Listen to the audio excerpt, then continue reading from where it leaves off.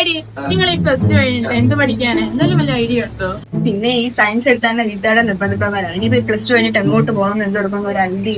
എന്തോ എടുക്കണ്ടെന്ന് പറഞ്ഞാൽ ഏത് കോളേജിൽ പഠിക്കണം അറിയാത്ത ഏറ്റവും വലിയ എന്താ കൈസ് ഇവിടെ ഒരു ചർച്ച? അല്ലെങ്കിൽ പ്ലസ് ടു കഴിഞ്ഞിട്ട് എന്തിനു പോകണം, എവിടെ പോകണമെന്ന് ഡിസ്കസ് ചെയ്യുമായിരുന്നു. ഓ, അതായിരുന്നു ഇത്ര വലിയ കാര്യം. ഈ വരുന്ന 29-ാം തീയതി നമ്മുടെ പോപ്പേ സ്കൂളിൽ വെച്ച് മലയാള മനോരമയും ഇന്റഗ്രൽ കോളേജും കൂടി ചേർന്ന് ഒരു മെഡിക്കൽ എഞ്ചിനീയറിംഗ് സെമിനാർ നടത്തുന്നുണ്ട്.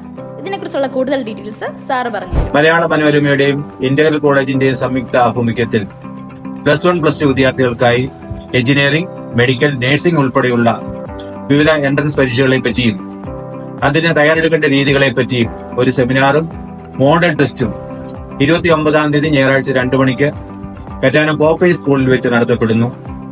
ഈ സെമിനാറിൽ നേതൃത്വം നൽകുന്നത് മൗണ്ട് സിയോൺ മെഡിക്കൽ കോളേജിലെ അസിസ്റ്റന്റ് പ്രൊഫസർ ഡോക്ടർ ഗൗരി ശങ്കറാണ്. ഈ സെമിനാറിലേക്ക് എല്ലാവരെയും ഹാർദവമായി സ്വാഗതം ചെയ്യുന്നു. ആദ്യം രജിസ്റ്റർ ചെയ്യുന്ന 200 പേർക്ക് മലയാള മനോരമയുടെ തൊഴിൽ വീതി 6 മാസത്തേക്കും അല്ലെങ്കിൽ ഡയറി സൗജന്യമായി നൽകുന്നതാണ്. Thank you.